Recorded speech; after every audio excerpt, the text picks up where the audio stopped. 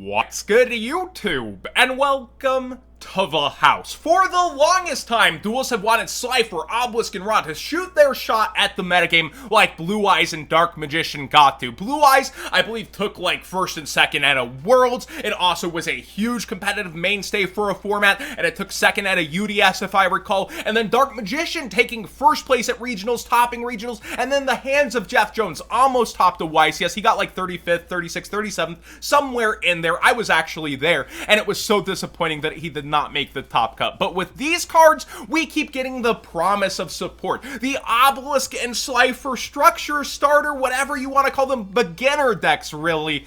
They did not pan out so hot. Then King's Court promised an engine for Slifer. Oh, it's Magician Souls-esque, and it's going to gain you advantage, and it's going to be so awesome. Well, Sea Monster of Theseus was also the best card of 2017. We learned not to listen to Konami. But with Slifer, we were talking about this problem in a live stream, and one of the people in the stream said, what about Numeron Network? And we were off to the races. We built a deck immediately, very table 500 worthy. This is not the most competitive way to play Numeron Network, because that would be a bunch of floodgates along with glue woo and really playing this back and forth slow Yu-Gi-Oh! Well, Slifer is actually a floodgate too, let's be real. But this funny card allows you to bring out 4 tributes in order to go ahead and use 3 of them for Slifer and also draw extra cards. Let's talk about how. So we have Numeron Calling and many ways to search it. It reads, if a Numeron Network in your field is in your field zone and you control no monsters, special summon up to 4 Numeron Gate Xyz with different names from your extra deck, but banish them during the end phase. Also, you can only normal or special once for the rest of the turn. Well, once is all you need if you're summoning Obelisk, Slifer, or Ra. You also have many ways to search it, as we've said, although you cannot play Planet Pathfinder if you're choosing to get that extra tribute. Try saying Planet Pathfinder 20 times fast in a video, by the way. But seriously, we have ways to search it. We also have set rotation. I prefer to give my opponent a card that doesn't allow them to flip Meltdown like Gateway of Chaos, but you could play Mound of the Bound if you're playing Spell and Trap Destruction in order to actually search out one of your, Divine Beast. Slifer, however, really likes this engine overall because it offers extra ways to draw. Because you play so many of each card, you can play Triple Potted Desires, but among summoning the others, you can choose to summon just number 1, 2, and 3 and tribute them all away for Slifer dodging Nibiru, or you can be greedy and summon 4 of them and then draw cards equal to the number of Xyz monsters with different names you control with hopes of memories. Now, this is a hard to once per turn, but adding tons of hand traps as well as the ability to really buff your Slifer up creates for some funny situations. Stream watched me build an 8,000 attack Slifer with Pot of Greed and that. And while a lot of these are 3-card combos that aren't searchable, your Numeron Network itself for Slifer is found in many different ways. And you also have a relevant card in Numeron Wall. If you control no cards except Numeron Walls, you can send this card from your hand or field to graveyard, activate a Numeron Network directly from your hand or deck, so there's a searcher. But on top of it, it does something funny that people might remember from past formats like Battle Fader. When you take battle damage, though, it doesn't stop that first attack. You can special summon this card from your hand, giving you presence on field, and if you do, end the battle phase after damage step. Well, that conflicts with Numeron Wall, John. You have a monster on field, you're no longer going to be able to use Numeron Calling with Numeron Network's effect to send that from the deck and have a ton of copies. You're right. That's where the new card from the Slifer and Obelisk deck, which was put in both because it's one of the best cards for it, I presume, comes in, and that is Soul's Crossing. Soul's Crossing reads, during the main phase, immediately after this effect resolves, tribute summon 1 Divine Beast monster. When you do, you can tribute monsters your opponent controls, even though you do not control them, but if you tribute summon this way, apply this effect until the end of the next turn after this card resolves. That's after, so you can do things beforehand.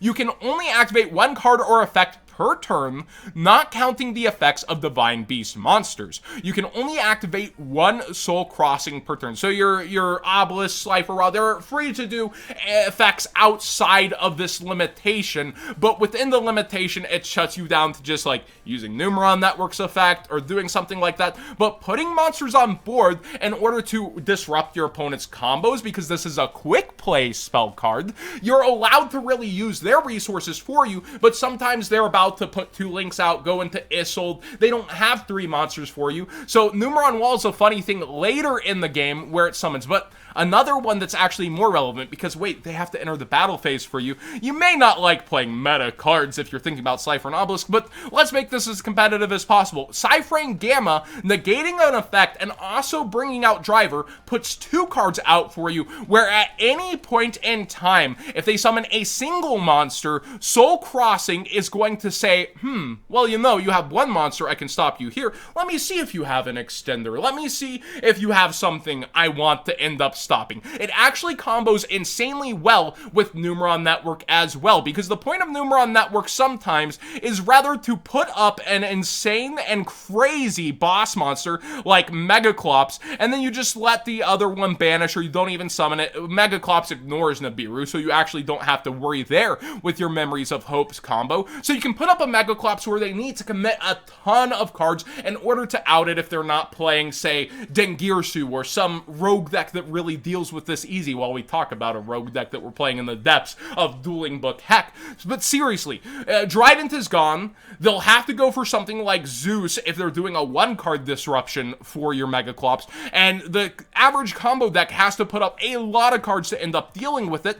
Thus, Soul Crossing becomes very interesting in that they're committing, and then you smash all of their things into once, and you could have already drawn extra cards and built an extra big hand. Then Slifer comes out as a floodgate, and on their weakened board state, you're able to really restrict them from continuing their combo. Now, like I said, you can choose which one you are playing. The Winged Dragon of Ra really brings in some funny situations and the ability to take things down, and then you also have Obelisk as a huge non-targetable beat stick. I personally play 3 Slifer and 2 Obelisk. Let's actually show you the deck that I'm playing right here so that you guys can get an idea. This is very casual. I'm playing 44. I haven't even slimmed it down. We've been having a ton of fun on the streams with this, but this is more so what it looks like. I also do play the Metal Reflex Slime along with the Egyptian God Slime. I would think that I want to, if I take this more seriously, go away from as many hand traps like Ash Blossom, Ghost Spell, and commit more to Solemn Judgment. Like, yes, it takes 1 card away from hand, but then I gotta admit, the worst feeling in the world is when your Slifer gets slapped with Dark Ruler No More, Forbidden Droplet, Imperm. So having a Solemn sometimes actually is the 1 card that stops your opponent from comboing at all when you commit that Slifer to the field. So having some kind of negation there is pretty good, but I focus a lot on necessarily like losing the dice roll, going second, Dark Ruler No More, my own Droplet, yes, the one of, it's my 4th Dark Ruler No More, and you don't want to lose extra cards when you're playing Slifer, but then you can just use the Numeron Network you already used, for example.